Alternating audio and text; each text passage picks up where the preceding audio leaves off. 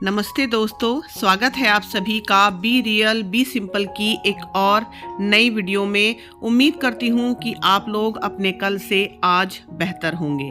जैसा कि मैंने कल ही एक वीडियो पोस्ट की थी और उसमें आप लोगों को बताया था कि फ़ोन ख़राब हो गया था मेरा, इसीलिए मैं इन वीडियोस को पोस्ट करने में बहुत ज़्यादा लेट हूँ। जानती हूँ नवरात्रे पूर्ण भी हो चुके हैं और अभी तक मैं आप लोगों के पास पहले नवरात्र की वीडियो शेयर कर रही हूँ, लेकिन प्लीज़ रिक्वेस्ट करती हूँ कि प्लीज़ आप इन 1 से 2 वीडियो को देखिएगा ज़रूर, जो मैंने तैयार की हैं बड़ी मुश्किल से, क्योंकि फ़ोन अभी भी कुछ अच्छी तरीके से ठीक हुआ नहीं है मेरा। तो चलिए शुरुआत करते हैं। और ये क्लिप है 2 अक्टूबर की, जिस दिन सर्वपितृ अमावस्या होती है, जिस दिन हम अपने सभी पितरों के लिए खाना निकालते हैं। जिनका आप लोगों को श्राद्ध नहीं पता होता, उनका भी अमावस्या के दिन श्राद्ध किया जाता है। सभी के घरों में अलग अलग तरीके से किया जाता है। ये मेरे घर का तरीका है, जिसमें 16 जगह अलग अलग बड़े बड़े टुकड़े किए जाते हैं रोटी के, और उसको पानी से फिरा के गाय को दिया जाता है। तो उस दिन ना मेरे हस्बैंड घर पे थे, ना ही मेरा बेटा, वो लोग काम से गए हुए थे, और इसीलिए श्राद्ध का खाना मैंने ही निकाला था। तो ऐसा नहीं है कि घर का कोई मेल मेंबर ही श्राद्ध का खाना निकालेगा। अगर आप घर पे मौजूद हैं तो आप भी श्राद्ध का खाना निकाल सकते हैं, ऐसा मेरा मानना है। उसके बाद शाम को मैं और मेरी बेटी गए थे थोड़ा सामान लेने के लिए बाज़ार, और बाज़ार में बेतहाशा भीड़ थी, क्योंकि आजकल सबने बस यही बहाना बनाया हुआ है कि त्यौहार है तो चलो शॉपिंग कर लेते हैं। त्यौहार मतलब शॉपिंग और कुछ भी नहीं, और शॉपिंग भी ऐसी वैसी नहीं, बेतहाशा शॉपिंग। आप देख ही सकते हैं कि बाज़ार में किस कदर भीड़ है।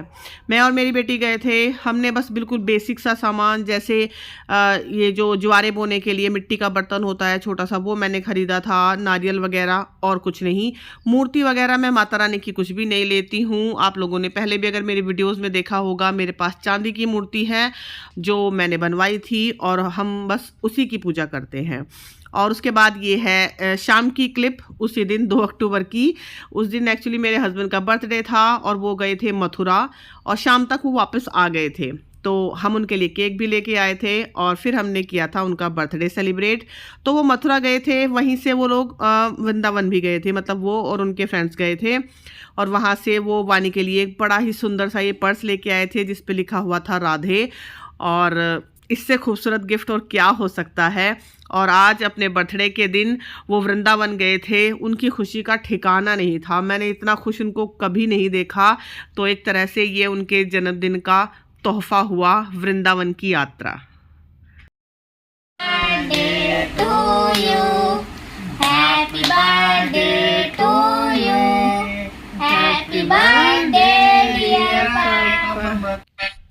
और वृंदावन की अपनी यात्रा में उन्होंने प्रेमानंद जी महाराज के भी दर्शन किए थे, जिनके दर्शन करने के लिए मैं भी बहुत बहुत उत्सुक हूँ, लेकिन नहीं हो पाया। कोई बात नहीं, उन्होंने दर्शन किए, मैंने किए, एक ही बात है।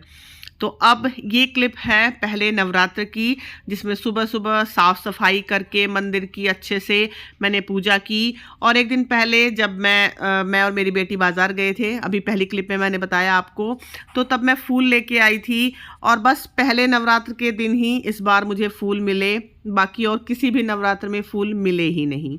शॉर्ट्स वगैरह जो थे वो मैंने उसी दिन अपलोड कर दिए थे, क्योंकि इतना मेरा फ़ोन अलाउ कर पा रहा था। लेकिन बड़ी वीडियो मैं आप लोगों को पहुंचाने में लेट हूं, बहुत ज़्यादा जानती हूं, लेकिन फिर भी बस यही रिक्वेस्ट करूंगी कि प्लीज़ मेरी वीडियोस को थोड़ा सा सपोर्ट कीजिएगा। आगे से मैं कोशिश करूंगी कि जल्दी जल्दी और टाइम पर वीडियो डाल पाऊँ। वादा नहीं करती, लेकिन हाँ कोशिश ज़रूर करूँगी। तो ये है पहले नवरात्र का दिन, जिसमें मैंने मंदिर को बहुत ही खूबसूरती से सजाया था। और सबसे पहले मेरे लिए होती है साफ़ सफाई। उसके बाद जो भी आपके पास अवेलेबल है, जो भी साधन है आपके पास, उनसे आप सजावट कीजिए, मंदिर वैसे ही खूबसूरत लगने लगता है। उसके बाद बैठ के मैंने अपना पाठ किया था। तो पाठ के बारे में मैं कहना चाहूँगी कि जब भी आपको टाइम मिले, मुझे सुबह टाइम मिल जाता है, थोड़ा जल्दी उठ जाती हूँ, इसलिए मैं सुबह कर लेती हूँ। सुबह टाइम ना मिले दोपहर को कर लीजिए, नहीं तो आप शाम को कर लीजिए, अपनी सुविधा के हिसाब से कीजिए। लेकिन फिर भी उस ईश्वर के लिए आप वक्त ज़रूर निकालिए। कभी भी ये बहाना मत कीजिए कि हम बहुत ज़्यादा बिजी थे, हम ये नहीं कर पाए, वो नहीं कर पाए, क्योंकि हम अपने बाकी काम भी तो पूरे करते ही हैं, चाहे किसी भी तरह से। कुछ लोग कहते हैं ना कि हमारे पास सिर्फ 10 मिनट थे तैयार होने के लिए, बस जल्दी जल्दी हम तैयार हुए और बस पूजा हमने 5 मिनट ही कर ली। तो मैं ये कहना चाहूँगी कि आप 10 मिनट पूजा के लिए दे दीजिए ना, 5 मिनट में तैयार हो जाइए। या फिर कुछ दिनों के लिए, जैसे नवरात्र की पूजा है, थोड़ा टाइम लगता है, मत तैयार होइए, नहा लीजिए, बस साफ़ सुथरे कपड़े पहन लीजिए और उसके बाद भगवान को याद कीजिए अच्छे से। अगर आप 9 से 10 दिन तैयार नहीं होंगे, अच्छे से रेडी नहीं होंगे, तो ऐसा तो है नहीं कि आप कहीं जा नहीं सकते या आपके कहीं आने जाने पर टैक्स लगेगा। क्योंकि बहुत से लोगों की मैंने ये बातें सुनी हैं कि बस मेरे पास 5 मिनट का ही टाइम था, मैंने बस दिया जलाया और हाथ जोड़े और चल दिए, क्योंकि भगवान तो सिर्फ श्रद्धा देखते हैं। हाँ, ये सच है बिल्कुल कि भगवान सिर्फ आपका भाव देखते हैं, श्रद्धा देखते हैं, लेकिन इसका मतलब ये नहीं कि हम इंसानों की तरह भगवान को भी फॉर ग्रांटेड लेना शुरू कर दें कि जैसे भगवान तो समझते ही है, तो भगवान को क्या टाइम देना। ऐसा मेरा मानना है कि ऐसा नहीं करना चाहिए। जब हम हर चीज़ के लिए टाइम निकालते हैं तो हमें ईश्वर के लिए तो सबसे पहले टाइम निकालना चाहिए। ईश्वर से ही हम सब हैं और बस इससे ज़्यादा मैं क्या ही कहूँ। तो बस पूजा मेरी संपन्न हो गई थी, पाठ मैंने कर लिया। उसके बाद यहाँ पे मैं अपने हस्बैंड के कपड़ों पे प्रेस कर रही हूँ और पीछे आपने देखा था मेरी बेटी है, क्योंकि उसकी छुट्टी है स्कूल की। और ये प्रेस जो मैं आपको दिखा रही हूँ, एक्चुअली ये भी हम एक दिन पहले ही, जब हम दोनों माँ बेटी बाज़ार गए थे तभी लेके आए थे, क्योंकि एक दिन पहले ही हमारी जो प्रेस थी वो ख़राब हो गई थी। और ये सुजाता कंपनी की प्रेस है, काफ़ी अच्छी निकली। स्टीम आयरन नहीं है, ये सिंपल है। और इसके ऊपर ये जो कोटिंग आप देख रहे हो, उन्होंने बोला था कि ये नॉन स्टिक कोटिंग है, तो काफ़ी अच्छी चल रही है जिस दिन से मैं लाई हूँ। और ये 800 रुपये की आई थी, तो रीज़नेबल भी है और अच्छी भी है बहुत ज़्यादा। मतलब मैं तो फुल्ली सेटिस्फाइड हूँ इससे। तो अभी मैंने अपने हस्बैंड के कपड़ों पे प्रेस कर दी है, क्योंकि उनको निकलना है। 3 दिन से लगातार वो सुबह जा रहे हैं, शाम को आ रहे हैं। तो बस अभी आप देख ही रहे हो घर की हालत, अभी सब कुछ मतलब कुछ कुछ फैला हुआ है, कुछ कुछ नहीं। ये सब मैं बाद में समेटूंगी, लेकिन अभी फ़िलहाल उनको जाना है तो इसलिए मुझे जल्दी है। थोड़े से कपड़े और हैं प्रेस के, थोड़े से नहीं, काफ़ी हैं, लेकिन उनको मैं बाद में देखूंगी, अभी टाइम नहीं है। और ये प्रेस वाली जो चादर है, ये मैं आपको बताती चलूँ, ये एक बहुत ही अच्छी चादर थी, लेकिन ये बीच से फट गई थी और फट भी इस तरह गई थी कि मैं इसको रिपेयर नहीं कर पा रही थी। तो इसीलिए मैंने इसको इस तरह से प्रेस करने के लिए इस्तेमाल कर लिया। और इसको मैं पिछले करीब 4-5 साल से इस्तेमाल कर रही हूँ। प्योर कॉटन की चादर है और काफ़ी मोटी चादर है। करीब 5-6 साल तो मैंने इसको एज ए बेडशीट बिछाने में ही इस्तेमाल किया था। और जब मैंने लिया था ना, इसका बिल्कुल डार्क पर्पल कलर था, लेकिन अभी भी ये प्रेस के लिए बिल्कुल अच्छे से काम करती है। और इसको अभी मैंने धोया था, तो ऐसा नहीं है कि प्रेस की चादर है तो इसको आपको धोना नहीं है। इसको मैं महीने में एक बार धो देती हूँ, सिंपल कपड़ों की तरह ही। अब यहाँ पर मैंने थोड़े से फल काट दिए हैं, क्योंकि मेरे हस्बैंड चाय के लिए बोल रहे थे, लेकिन मैंने पहले सोचा कि थोड़े से फल काट दूँ, चाय तो वो पियेंगे ही, वरना फल मतलब खाते ही नहीं है घर में। ऐसा हो जाता है कि फल खाने का नंबर ही नहीं आता। तो यहाँ पे एक सेब है और एक है अमरूद, वो मैंने काट के दिया है।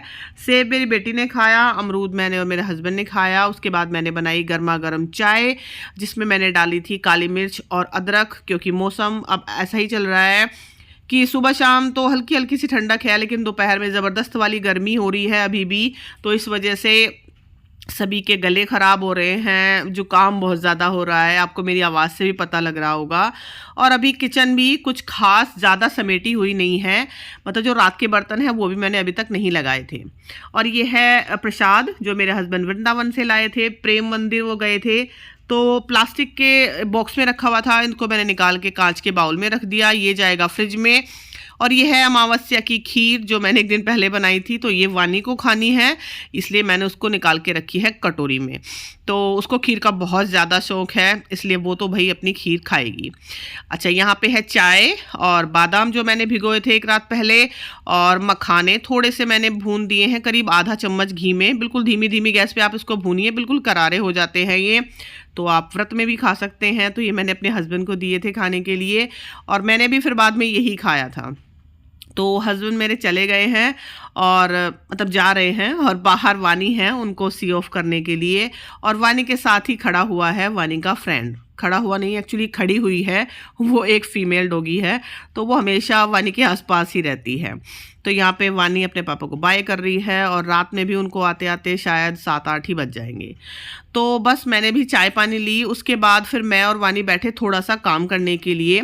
तो यहाँ पे मैं वानी को एक काम सिखा रही हूँ। एक्चुअली काम तो छोटा सा ही है, लेकिन उसको सिखा रही हूँ, क्योंकि हम अपने बच्चों को बड़े बड़े काम तो सिखा देते हैं, लेकिन कभी कभी कुछ छोटे काम ऐसे होते हैं या मतलब जिनको नोटिस ही नहीं किया जाता, और हम अपने बच्चों को सिखा ही नहीं पाते।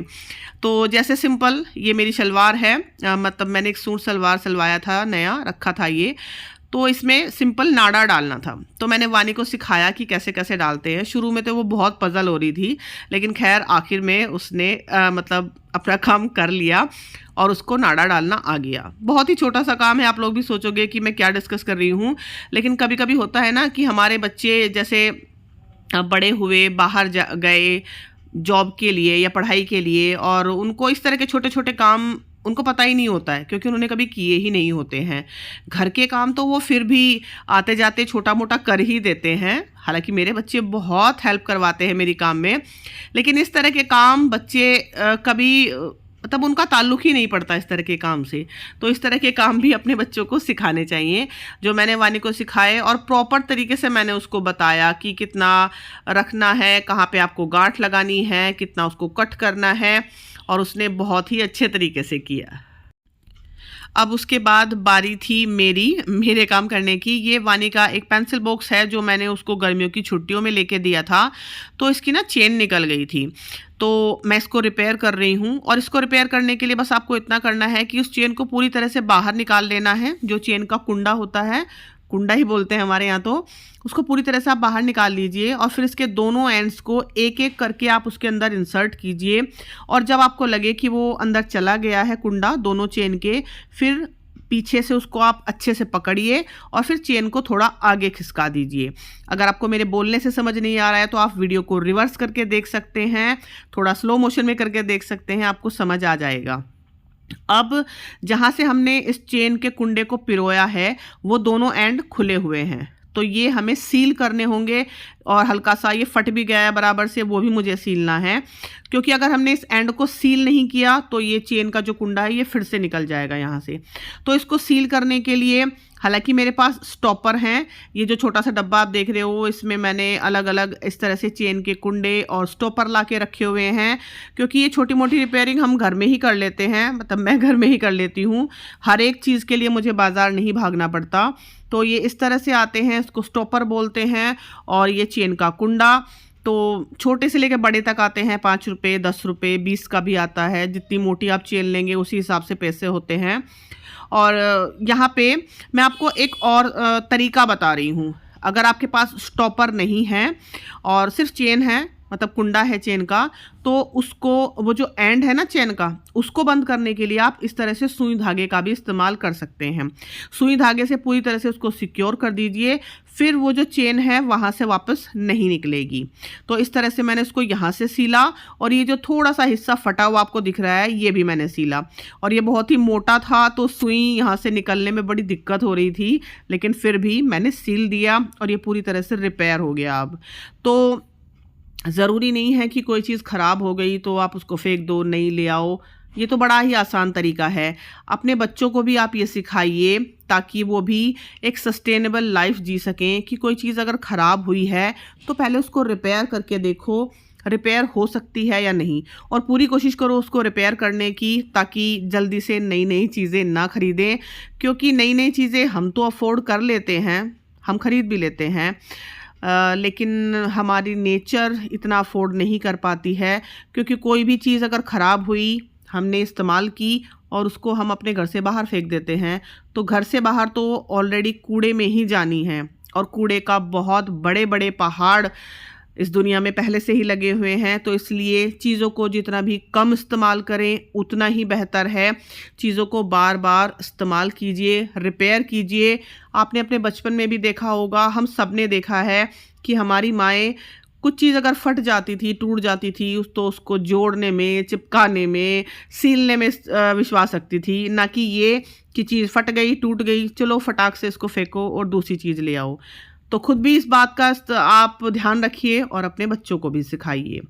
तो यहाँ पे मैं सिलाई कर रही थी तो साथ ही साथ मैंने इस सिलाई का डब्बा भी पूरी तरह से अरेंज कर दिया, दोबारा से इसको निकाला, सारी रील वगैरह को, जो धागे निकले होते हैं उनको अच्छे से समेट के रखा। इसी में इंच टेप और एक सेफ्टी पिन आपने देखा। सुई जो है उसको हमेशा धागे में लगा के रखिए, कभी भी इस तरह से खुली मत रखिए, वरना पता भी नहीं चलेगा कि कहाँ पे सुई गिर गई और फिर कुछ ना कुछ दिक्कत हो सकती है। तो यहाँ पे देखिए मैं दिखा रही हूँ आपको, ये है वो स्टॉपर, छोटे बड़े दोनों साइज़ में ये आते हैं। और एक स्टॉपर और एक चेन का कुंडा आपको 5 रुपये, 10 रुपये, 20 रुपये साइज़ के हिसाब से मिलेगा, जैसे मैंने पहले ही बताया। और ये एक छोटू सा बॉक्स है जिसमें मैं ये सारे जो चेन है, कुंडे हैं, वो सब रखती हूँ। एक और छोटी सी डिब्बी है जो कभी मेरे बेटे की लंच बॉक्स की डिब्बी हुआ करती थी जब वो 3rd क्लास में पढ़ता था, और इसको मैंने इस तरह से छोटे छोटे बटन रखने के लिए इस्तेमाल किया हुआ है। तो ये सारी ही चीज़ें मैंने रिसाइकिल की हुई हैं, और ये डब्बियाँ आप यकीन मानिए पिछले करीब 16-17 साल से मेरे पास हैं, कुछ नहीं बिगड़ा इनका। तो अब क्या ही तुक बनता है कि मैं इन डब्बियों को बाहर फेंक दूं और अमेज़न, फ्लिपकार्ट से नए नए डब्बे मंगा कर उनको मतलब सजाऊं। तो ये तो बिल्कुल ही गलत बात है, मैं ऐसा नहीं करती हूँ और किसी को ऐसा करने की सलाह भी नहीं दूंगी। जो चीज़ें आपके पास हैं उन्हें अंत तक इस्तेमाल कीजिए, जब तक वो बिल्कुल जान न छोड़ दें। तो चलो अब आते हैं शाम के खाने पे। यहाँ पे मैंने चटनी बनाई है जिसमें मैंने डाला है हरा धनिया, हरी मिर्च, जीरा और थोड़ा सा सेंधा नमक, और हाँ थोड़ी सी भुनी हुई मूंगफली भी मैंने इसमें डाली है। साथ ही मैंने इसमें निचोड़ा है नींबू का रस। सिंपल बस चटनी है ये, और इसको बना के मैंने कांच के बाउल में रख दिया है। 1 हफ्ते तक इस चटनी का कुछ नहीं बिगड़ने वाला, और ये मैंने नवरात्र के लिए ही बनाई है। पहले भी मैंने शेयर की थी नवरात्रि के दौरान, अगर आप लोग इंटरेस्टेड हैं तो मैं उस वीडियो का लिंक आपको डिस्क्रिप्शन बॉक्स में दे दूँगी। और चटनी मैंने बहुत ज़्यादा पतली भी नहीं बनाई है, बहुत ज़्यादा गाढ़ी भी नहीं, आप अपने हिसाब से कंसिस्टेंसी एडजस्ट कर सकते हैं। और हाँ, साथ के साथ सफाई भी बहुत ज़रूरी है, ज़रा सा भी कुछ गिरे तो उसको साथ के साथ साफ़ करते चलिए। तो बस इस चटनी को मैं रखूँगी फ्रिज में, और अब मैं बनाऊंगी माता रानी के लिए भोग, क्योंकि आज हमारा भी व्रत है, मतलब मेरा और मेरे हस्बैंड का भी व्रत है। वैसे मैंने सारे ही व्रत, मतलब मैंने व्रत तो सारे नहीं रखे, लेकिन हाँ सभी व्रत में माता रानी के लिए भोग ज़रूर बनाया है। तो यहाँ पे आलू हैं उबले हुए, जिनको मैंने चौकोर चौकोर पीसेस में कट कर लिया है, और यहाँ पे है कुछ मूंगफली जिनको मैं इस चॉपर में चॉप कर रही हूँ ताकि ये वो थोड़ी सी दरदरी हो जाए। तो ये जो चॉपर है ना, बड़े ही कमाल का है। पहले मैं वो धागे वाले जो चॉपर होते हैं ना, स्ट्रिंग वाले, वो मैं इस्तेमाल करती थी, लेकिन सच बताऊँ वो मुझसे बहुत टूटे हैं, बहुत, मतलब करीब 7-8 चॉपर तो मैंने तोड़ ही दिए होंगे। तो उसमें मैं बताती हूँ आपको कि क्या गलती होती थी। देखिए इसका मैकेनिज़्म इस तरह से है कि ये जो इसका हेड है, इसमें ऊपर इस तरह से आप पुश करो, ये ऑन मतलब निकल जाता है बाहर, और इसको आप जैसे ही लॉक करोगे तो ये अंदर चला जाता है। और जब आप इसको मतलब चॉपिंग पे इस्तेमाल करते हैं तो इसमें क्या है कि ब्लेड्स तो जैसे हैं ही, ऊपर वाला ये ढक्कन होता है, और इस ढक्कन के ऊपर रखकर आप इसको चलाते हैं। तो होता क्या है कि जो भी आप इस बॉक्स में चॉप कर रहे हो वो इसके कांटेक्ट में नहीं आता है, तो इसलिए आपको इसको धोना भी नहीं पड़ता है, बस कपड़े से साफ़ कीजिए और रख दीजिए। और जो स्ट्रिंग वाला धागे वाला होता है ना, उसका जो ढक्कन है उस पर वो सब चीज़ें लगती ही लगती हैं, टमाटर प्याज जो भी आपने चॉप किया है, फिर वो आपको धोना पड़ेगा। और जब आप उसको धोओगे तो उस धागे में, जहाँ से वो धागा होता है ना, उसमें पानी चला जाता है, और इस वजह से वो धागा मतलब टूट जाता है। मेरा तो यही मानना है। बाकी इस वाले चॉपर ने मुझको बड़ा, मतलब कहते हैं ना, राहत दी है। पिछले करीब 3-4 महीने से मैं इसको इस्तेमाल कर रही हूँ, बहुत अच्छा है। फ्लिपकार्ट से मैंने मंगाया था और करीब शायद 200 या 210 रुपये का मुझे ये मिला था। इसका लिंक होगा तो मैं ज़रूर दूंगी डिस्क्रिप्शन बॉक्स में आप लोगों को। तो यहाँ पे अब मैं बना रही हूँ भोग। मैंने इसमें कढ़ाई में लिया है थोड़ा सा मूंगफली का तेल और थोड़ा सा उसमें डाला है जीरा, थोड़ा सा नहीं एक्चुअली थोड़ा ज़्यादा ही डाला है, बारीक कटी हुई हरी मिर्च और ये जो मूंगफली मैंने अभी दरदरी चॉप की है। आप चाहो तो इसका बिल्कुल पाउडर भी बना सकते हो, लेकिन मैंने थोड़ी सी दरदरी रखी। और ये जो आलू हैं कटे हुए, मैंने इनको चौकोर चौकोर पीसेस में काटा हुआ है। उबाल के तो मैंने इनको दोपहर ही रख लिया था। इन पे मैंने हल्का सा सेंधा नमक डाला और बस इसको डायरेक्ट इसमें मिला दिया। तो जैसे मैंने कहा कि आप मूंगफली का पाउडर भी मिला सकते हैं और चाहें तो इस तरह से दरदरा भी रख सकते हैं। अब इसमें मुझे ढेर सारा हरा धनिया डालना था जो मेरे हस्बैंड को लाना था, लेकिन वो आने में लेट हो रहे थे, तो इसलिए मैंने पहले माता रानी को भोग लगा दिया, शाम की पूजा कर दी और सुबह जो भी फूल थे वो मैं इस वक्त हटा देती हूँ। तो यहाँ पे माता रानी को भोग लगाया और ये भोग खाती है वानी बाद में। और साथ ही मैंने अपना शाम का पाठ भी किया। सुबह के जो पाठ हैं वो तो आपने पीछे क्लिप में देख ही लिए हैं, सब अपने अपने हिसाब से करते हैं, लेकिन शाम को मैं दुर्गा चालीसा का पाठ करती हूँ जो मुझे वैसे भी याद है, लेकिन अब कभी कभी एक आध लाइन बीच में भूल जाती हूँ ना, तो इसलिए किताब सामने रख लेती हूँ। और माता रानी को भोग लगाने के बाद जैसे ही मैं उठी थी, मेरे हस्बैंड आ गए थे, उनको मैंने बोला था कि धनिया लेके आना, तो वो लेके आए थे हरा धनिया। उसके बाद मैंने इसमें हरा धनिया डाला और इसको थोड़ी देर और भुना और इनमें जो आलू है ना उनमें अच्छी सी ब्राउनिंग आ गई थी। तो व्रत में ज़रूरी नहीं है कि आप हमेशा तला भुना ही खाएं, खा लीजिए एक आधे व्रत में, लेकिन अगर इस तरह से भी आप खाएंगे ना तो यकीन मानिए आपको अपने टेस्ट पे भी कोई कॉम्प्रोमाइज़ नहीं करना पड़ेगा और हेल्दी तो होगा ही। तो मैंने दही के साथ खाए थे। ये मेरी प्लेट है एक्चुअली, मेरे हस्बैंड की नहीं। मैंने चटनी नहीं ली थी क्योंकि उसमें मैंने नींबू डाल दिया और बिना नींबू वाली चटनी मैं निकालना भूल गई और नींबू से मुझे एलर्जी है, तो इसलिए मैं नींबू की चटनी नहीं खाती। अगर मैं खाती हूँ तो अपने लिए बिना नींबू की निकाल लेती हूँ। और यहाँ पे है वानी की प्लेट, जो मैंने माता रानी को भोग लगाया था ना, वो उठा के लाई कटोरी और उसने इस वाली प्लेट में रखा और उसने इसकी ना चाट बनाई। उसके ऊपर दही डाली, हरे वाली चटनी जो मैंने बनाई थी वो डाली और मीठी चटनी डाली जो मैंने ऑलरेडी फ्रिज में बना के रखी हुई है। उसका वीडियो भी है, मैं आप लोगों से शेयर कर दूंगी वो भी। अब ये है दूसरे नवरात्र के सुबह सुबह की क्लिप जब मैं अपना पाठ कर रही हूँ। और इस पाठ को पढ़ते हुए ना मुझे बड़ा ही, जिसको कहते हैं ना, रोंगटे खड़े होते हैं। आप भी इसको पॉज करके पढ़ के देखिए। इसमें जो जो लाइनें हैं ना उनको जब आप पढ़ते हैं, चाहे आप बेमन से भी पढ़ें, आपको लगेगा कि आपको अपने अंदर कितनी, जिसको कहते हैं ना, शक्ति महसूस हो रही है। और वाकई में रोंगटे खड़े होते हैं इस पूरे पाठ को पढ़ने के बाद। पूरी दुर्गा सप्तशती को पढ़ने के बाद ही बहुत अच्छा लगता है, बहुत ही अच्छा। आपको एहसास होता है कि क्या शक्ति है और क्या शक्ति की शक्ति है। और दूसरे दिन की पूजा करने के बाद मैं तैयार हो गई थी। मैं और वानी अभी जा रहे हैं वानी के स्कूल, क्योंकि वानी की पीटीएम है। अभी हाल फिलहाल में उसके हाफ ईयरली एग्ज़ाम्स ख़त्म हुए हैं, तो मैं और वानी जा रहे हैं अभी वानी की पीटीएम में। तो पीटीएम में हम लोग गए थे और सच बताऊं इतनी तेज़ धूप थी ना, जैसे मैंने बताया अभी अक्टूबर चल रहा है, लेकिन बड़ी ही ज़बरदस्त गर्मी है। सुबह शाम हल्की हल्की सी ठंडक ज़रूर लगती है, बहुत ही हल्की सी, लेकिन दोपहर के वक्त इतनी तेज़ धूप होती है ना कि आप बाहर नहीं निकल सकते। और हमें घर से निकलते निकलते करीब 10 सवा 10 हो चुके थे, तो इसलिए धूप बहुत तेज़ लगी। और मेरे हाथ पे जो एलर्जी है ना, मैंने पहले अपनी वीडियोस में शेयर किया है, उस दिन वो एलर्जी इतनी ज़्यादा बढ़ गई ना धूप की वजह से कि मतलब मुझे लगा कि शायद मैंने गलती कर दी धूप में आके। हालांकि मैंने दुपट्टे से अपने हाथ को ढका हुआ था, लेकिन फिर भी। और वानी के स्कूल में सबसे बेस्ट मुझे लगते हैं ये पौधे।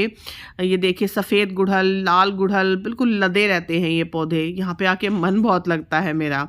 तो वानी ने अपने हाफ ईयरली एग्ज़ाम में फ़र्स्ट पोजीशन ली है और मतलब मैं क्या ही बताऊं, उस दिन वो बहुत खुश थी, वाकई में बहुत ज़्यादा खुश थी।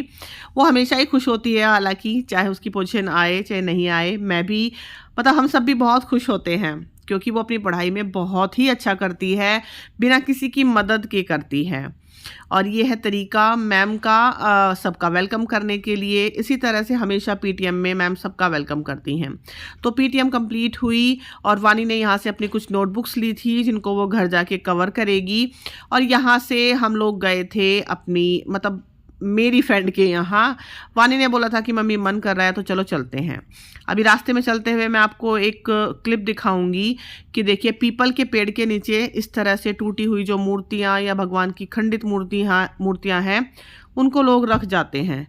तो बस जब तक पूजा करते हैं तब तक तो है, उसके बाद अगर वो खंडित हो गई तो फिर उसके बाद कुछ मतलब नहीं है। इस तरह से पीपल के पेड़ के नीचे उनको रख दिया जाता है। और ये कौन सी श्रद्धा है मुझे आज तक समझ नहीं आई। आप लोगों को समझ आए तो प्लीज़ मुझे कमेंट में बताइएगा कि ये कहाँ तक सही है और कहाँ तक गलत। जितना पूजा करना ज़रूरी है उतना ही इन चीज़ों को थोड़ा सीरियसली लेना भी ज़रूरी है, क्योंकि आप मिट्टी की मूर्ति की भी पूजा कर सकते हैं जो अगर खंडित हो जाए तो आप उसको जल में प्रवाहित कर दें। ज़रूरी नहीं है कि आपको हमेशा पीओपी की मूर्ति ही खरीदनी है और उसी की पूजा करनी है।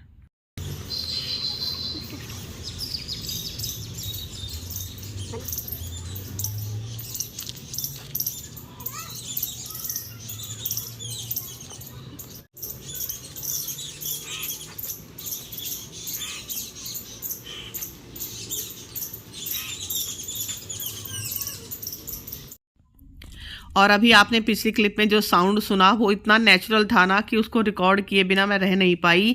हम लोग भी एक्चुअली करीब 10-12 साल यहीं फ्लैट्स में रहे हैं, डीडीए फ्लैट्स हैं ये।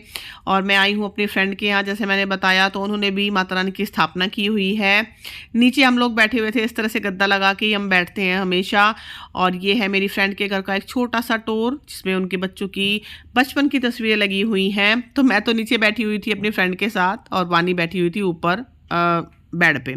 तो वानी को भूख लगी थी तो मेरी फ्रेंड ने उसको पराठा दिया बना के, दही और आलू थे, उससे उसने खाया, अच्छी तरह से पेट भरा। तो हम लोगों के बीच कभी भी ये नहीं होता कि फॉर्मेलिटी वाला जाना है कि चलो चाय बिस्किट नमकीन खाया जाए। भूख लगी है तो डायरेक्ट जाके बोल देते हैं भूख लगी है, तो बस हम रोटी ही खा लेते हैं डायरेक्ट। और इस तरह से ढेर सारी बातें हमने की, खूब सारा अच्छा टाइम हमने स्पेंड किया। और उसके बाद हम लोग आए घर और ये है मेरी फ्रेंड जिनकी मैंने बस एक छोटी सी क्लिप ली, क्योंकि बातों में इतना मगन हो जाते हैं ना कि याद ही नहीं रहता कि कुछ रिकॉर्ड भी करना है। और बस अब यहाँ से हम चले हैं और मेरी फ्रेंड खड़ी थी बालकनी में जिसने बाय की और मैं यहाँ पे सामने, आप लोगों को तो शायद दिखाई नहीं देगा लेकिन मुझे दिखाई दे रहा था। अब हम आ रहे हैं वापस रिक्शा से और बीच में है ये झूले, क्योंकि दशहरे के मेले की तैयारी हो रही है, रामलीला होनी शुरू हो गई है। और किस किस के यहाँ रामलीला होती है प्लीज़ मुझे कमेंट में बताइएगा। तो ये झूले हैं जिन पे हम शायद 9वीं या 10वीं को आएंगे, उससे पहले तो खैर कोई आने का चांस नहीं है। वापस आते वक्त मैं लाई थी ये स्ट्रॉबेरी आइसक्रीम जो मुझे बहुत पसंद है, लेकिन मैं इसका सिर्फ 10 रुपये वाला ही कप लाती हूँ, क्योंकि देखिए स्वाद तो वही है, चाहे आप 10 रुपये वाला कप खाएं या आप 50 रुपये वाला कप खाएं। इस तरह से आपको स्वाद भी मिल जाता है और आप ओवर ईटिंग से भी बच जाते हैं। तो ये 2 कप लेके आई थी मैं, एक वानी ने खाया और एक मैंने। और क्योंकि मेरा व्रत नहीं था, मैंने पहला और आखिरी का व्रत रखा था बस। और यहाँ पे वानी ने अपने सभी रजिस्टर जो लाई थी, नोटबुक्स बड़े वाले रजिस्टर ही बोलते हैं हम लोग, तो उनको इस तरह से ट्रांसपेरेंट शीट से कवर कर लिया है और अपना नाम वगैरह सब लिख लिया है। और यहाँ पे मैं आपको बताती चलूँ एक टिप, जैसे कि कैंची है और कैंची है या चाकू है या कोई भी ऐसी पैनी चीज़ जिसको बोलते हैं धारदार चीज़ होती है, तो जब भी कोई आपसे मांगे और आप दूसरे को दो तो हमेशा उसका जो धारदार वाला हिस्सा होता है ना वो अपनी तरफ रखिए। ये नहीं कि आप धार वाला हिस्सा दूसरे के हाथ में पकड़ा दें। इस तरह से देखिए मैं दिखा रही हूँ आपको कि जब भी आप दूसरे को पास करें तो धार वाला हिस्सा दूसरे के हाथ में नहीं देना है, हमेशा जो तेज़ धार वाला हिस्सा है उसको अपनी तरफ रखना है और इस तरह से दूसरे को देना है। चाहे कैंची हो या चाकू, हमेशा यही रूल होता है दूसरे को देने का, ताकि दूसरे को कहीं कुछ कट ना लग जाए, क्योंकि आपको पता है आपके हाथ में वो तेज़ चीज़ है, सामने वाले को उतना नहीं पता होता या उतना उसका ध्यान नहीं होता। तो ये एक छोटी सी टिप थी जो मैं आप लोगों को देना चाहती थी। सेम यही चीज़ आप चाकू के साथ भी कीजिए। अगर कोई आपसे चाकू मांग रहा है तो इस तरह से उसको दीजिए ताकि धार वाला हिस्सा आपकी तरफ रहे, ना कि सामने वाले की तरफ। तो बस इन्हीं टिप्स के साथ और ढेर सारी बातों के साथ मैं इस वीडियो का एंड करना चाहूँगी। जल्दी ही मिलूँगी आपसे दूसरी वीडियो के साथ और उम्मीद करती हूँ कि आप इस वीडियो को थोड़ा बहुत अप्रिशिएट करेंगे। चलती हूँ, दोबारा मिलूंगी आप लोगों से। अपना ध्यान रखिएगा और मेरी वीडियोस को देखते रहिएगा। प्लीज़ सपोर्ट बनाए रखिएगा। Thank you so much for watching.